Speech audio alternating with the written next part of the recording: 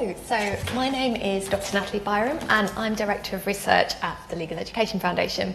I'm here today, as you might have guessed, to talk to you about our new report, Digital Justice, which sets out a 29-point plan for putting access to justice at the heart of the data strategy the Courts and Tribunals Service are developing to support their ongoing programme of court reform.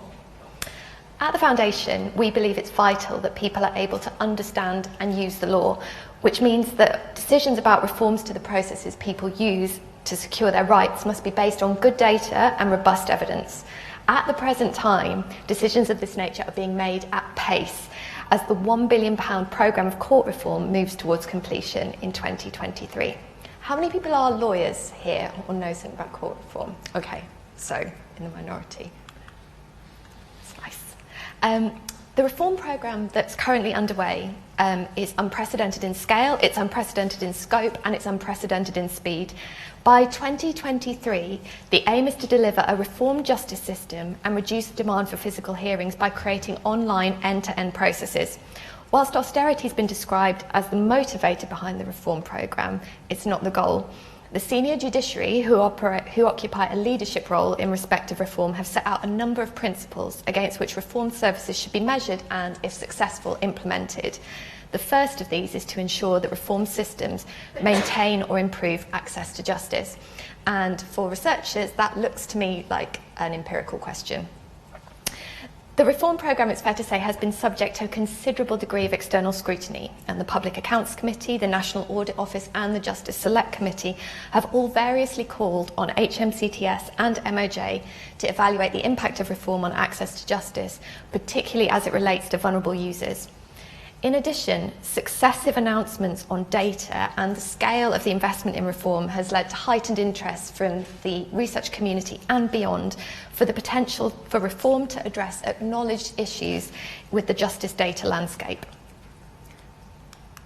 So, in 2018, I was appointed as expert advisor on open data and academic engagement to help HMCTS to deliver a more nuanced understanding of the data required to meet their commitments around measuring access to justice, stakeholder needs and expectations in relation to justice system data, and to inform debate around models and mechanisms for data sharing. I consulted with 60 expert stakeholders and published interim findings which were subject to a period of public consultation to arrive at the recommendations which are in the report that you've all had on your seats. So what were the key findings? What data needs to be collected to ensure that digitised processes improve access to justice and that digitised processes comply with obligations under the Equality Act? In short, we need better data on the individuals who use the justice system, particularly data that enables conclusions to be drawn regarding the compliance of new systems with the public sector equality duty. We need better data on whether or not reformed processes deliver against the legal definition of access to justice, which consists of access to the formal legal system, access to an effective hearing, access to a decision in accordance with the law, and access to remedy. This diagram shows how this definition maps in practice to an existing reform service, and in the report there's set out the types of data that you would need to collect and monitor to check that reformed processes are delivering on these aims. Most importantly, we need data on outcomes. Where do people drop out? Which people drop out? What outcomes do people secure? And are biases being introduced? You might well ask, looking at this as technocratic, why does it matter? And it matters because for many people, especially those who are vulnerable people, the justice system is a vital safety net, not least when you're at the sharp end of government decision making.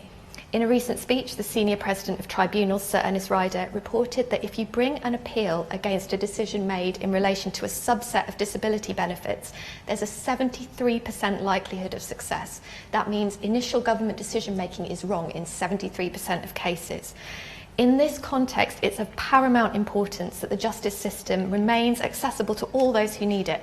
Better data and iteration in support of access to justice is the key to ensuring this.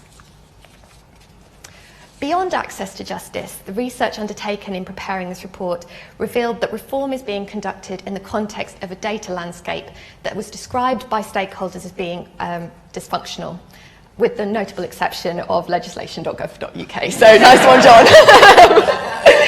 So Some of the issues that were uncovered include opaque and differential arrangements for accessing data that is formally public, restricted access providers charging for data that in theory should be available under the principles of open justice, an absence of data asset registers and data catalogues, processes for accessing current data for research that are not compliant with good practice, the lack of a common language for talking about data generated by the justice system. This is really problematic because it impedes a balanced discussion.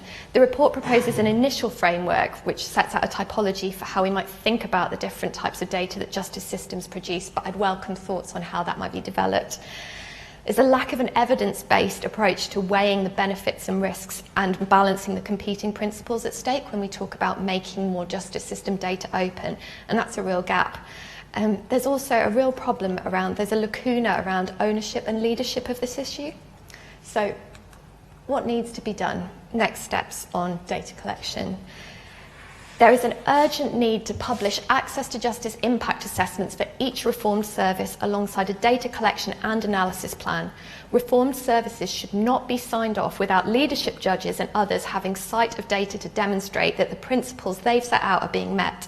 The most recent report published by the NAO further recommended that HMCTS should put in place structures to ensure learning about services, learning about how services are impacting those that are using them is fed into the development of new services. Better data is key to meeting this recommendation. There's also an urgent need to develop good practice in collecting demographic and equalities data across digital service. That's not just courts, that's universal credit, that's settled status, that's the whole panoply of digital government services. And furthermore, we need a clear mandate to compel the adoption of this good practice. Next steps on reforming arrangements for accessing justice system data. There's an urgent need to raise the profile of the issues raised in this report, many of which are sensitive and raise important constitutional questions. It's very easy to become distracted in all the other important constitutional questions that we're facing at the moment, but this really is vital that this issue is grasped. It's vital to remember that whilst the administration of justice is a partnership between ministers and judges, the delivery of justice is the sole responsibility of the independent judiciary. That the judiciary are and must be independent from government has been somewhat underscored by recent events. So, in closing, this report marks the beginning, not the end, of a discussion about the way forward. Digitisation forces us to confront tensions between competing principles and interests that have to date been managed through the functional opacity of the current system. The issues are difficult, but they're of vital importance, and for this reason they must be addressed head-on and not ignored. So, who should be addressing them? Well, in my view, the next stage of this work should be taken forward through a transparent working party, ideally chaired by a judge or former judge, with knowledge of and connection to the academic community, an understanding of the justice system data from an operational perspective, and a deep knowledge of the reform programme. Immediate tasks for this working party include an analysis of the existing legal duties and responsibilities in relation to the dissemination of justice system data. That's everything from data from research, so micro-level data, to judgments, and a better understanding of how these duties and responsibilities play out in practice. The working party should look to create a formal the working group should create a formal memorandum of understanding between the different parties involved and work to develop a dynamic evidence-based plan for the future. The thoughtful work currently being undertaken by the National Archives into a risk-based model for gradated access could be deployed here, and I would urge people who are interested in this to talk to John more about that approach. Thank you very much for your time, and I look forward to taking questions. So thank you very much. Thank you very much indeed. Questions for Natalie? Caroline Shepherd from the Traffic Penalty Tribunal. We've met before. One of the problems with the court reform process at the moment is that they don't have an end-to-end system. And until they've got in one of their jurisdictions an end-to-end process, so that you've actually got the data of how people relate to it all through, and indeed the outcome, it seems that you've actually got one hand tied behind your back with this. Are you making any progress with persuading at least one small branch of the courts or tribunals to actually pilot an end-to-end system so that you can then start drawing the data from there? Thank you very much. And the gentleman at the back. Most reports like this promise sort of a wonderful new world and deliver, nothing at all. This report seems to go out of its way to be deeply practical and ground itself in existing law, which I don't think has been seen since a recent perspective from Lady Hale. So, given the grounding in the principles of the rule of law, existing requirements, existing obligations already on public bodies, and while your remit was courts and justice, to what extent do the legal obligations you outline apply only to the courts, or do they apply across all the rest of the public sector as well? Thank you very much. Right. So, Caroline, thank you so much for coming. It's lovely to see you again. To your point on end-to-end processes, I think that is a real challenge. One of the things that's been absent actually so far is even publication at even a level of kind of a theory of change perspective of documents setting out what do we think these projects are going to do to each of the 4 elements of access to justice. Who are our users? It's just not in the public domain, and I think the absence of having that kind of fine-grained plan that sort of looks at what are we trying to achieve, what does this mean for users, is really problematic.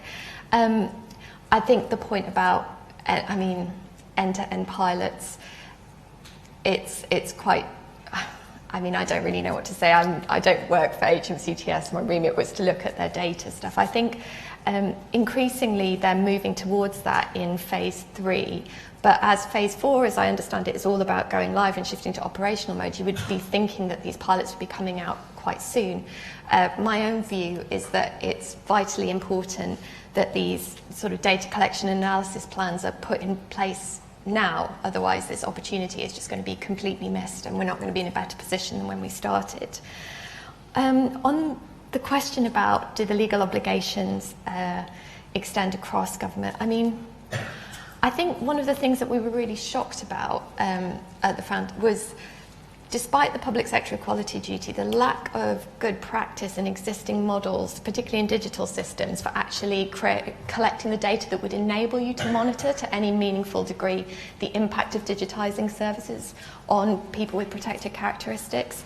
The fact that you don't have gender data on the settled status scheme, the fact that we're still not sure what's going on in terms of universal credit. And my understanding is that people in government are working hard to try and harmonise and collect better data, but with no political mandate to impose this on services across government, it does become quite difficult. Some people have mooted that what's needed is a reform to the public sector, to the Equality Act to compel the collection of better data, but I guess in the current climate it's difficult to predict how that might play out. Does that answer the question? Thank you. Great. Next set of questions. Lady at the back, the other lady at the back, gentleman here, and let's do the gentleman here as well. Let's get 4 in, why not? Hi, my name's Nicola. I'm a master's student doing politics at Birkbeck University, but for context, I also used to work for the Equality and Human Rights Commission, so I'd like to follow up on the previous thing about equalities. I was really interested about, obviously, the data collection on demographic inequalities, which I agree is totally vital, but I wondered if you had any thoughts about how it would actually be done, because often it's self-reporting and there's an issue of trust, for example, with certain demographic groups, on immigration issues to actually report accurately perhaps what their demographic group is. And also further to that, is there going to be any look at income inequality, for example, as a separate group? I know that's not a protected characteristic, but it's of interest. Thank you. And if you'd just like to pass it along there. Hi, I work as an investigative journalist, but also do my own research on issues that come up when I'm researching stories. So I was interested in the point 5 of your recommendations that HMCTS should publish and consult on the cost and effort associated with initiating and defending a claim, because I often come across individuals who have had costs escalate and escalate in legal proceedings to the point where they are just completely ruined. So I was just wondering if you have anything extra to say about that issue. Thank you. Thanks. Thanks. Hi, Sam Taziman, Ministry of Justice. I think your report's really interesting and very timely. There's a lot of stuff here about releasing data externally, but of course this whole reform programme is also a lot about internal uses of data. I wondered if you had any comments about whether there should be more thought, or whether any recommendations about principles that could be applied to data sets for their use internally, and also any comments on what skills might need to be recruited into the organisation to help this. Thank you. And the gentleman in the second row down here. Hi, I'm Devon, the Director of Policy and Practice. We do a lot of work with government administrative data, and I've spoken with Natalie about bits of this ahead of the publication of the report. And one of the conversations we had, and I think this ties into other questions, was the trade-off between collecting this data in order to monitor qualities versus perhaps the business imperative of getting people online to use it as quickly as possible. And I think you're about to have a conversation with MOJ about that. So I'd be curious to know kind of how that trade-off is perceived internally, and kind of how to best balance it. Thank you. So Natalie, in 90 seconds. Oh gosh. Good luck. Thank you very much. Right, so self-reporting and trust, that's absolutely an issue that we're conscious of. Unfortunately, it becomes a vicious cycle, doesn't it? Because people suspect that the justice system is racist, therefore they're reluctant to want to hand over information about their ethnicity. I guess what we're looking for in these, what we have proposed is a self-reporting mechanism, because it's not clear to me that there are other ways that you could do that would be particularly ethical either, unless you have the data through other means. What you would hope is, as systems get better at publishing data that shows that actually race isn't taken into account in that way, because that's what you would hope would happen, right? And then it becomes less of an issue. I guess the other point is that we're not looking for like 100% completion. What we need is enough of a response rate to be able to indicate, hang on a second, there's something going wrong here. One of the recommendations in the report around vulnerability is around income, because we are very concerned about that, and you're right to raise it. Income's related to access to digital exclusion, for example. So that has been raised, and still thinking through how that might be developed in practice. On cost and effort, now that's because one of the existing data plan that HMCTS have set up has said that one of the metrics that they are interested in measuring is the cost and effort involved in initiating claims. What we wanted to do is to get them to expand more on what do they mean by that. Some of that might be about, well, we think the systems are so easy that people aren't getting legal advice, which costs money.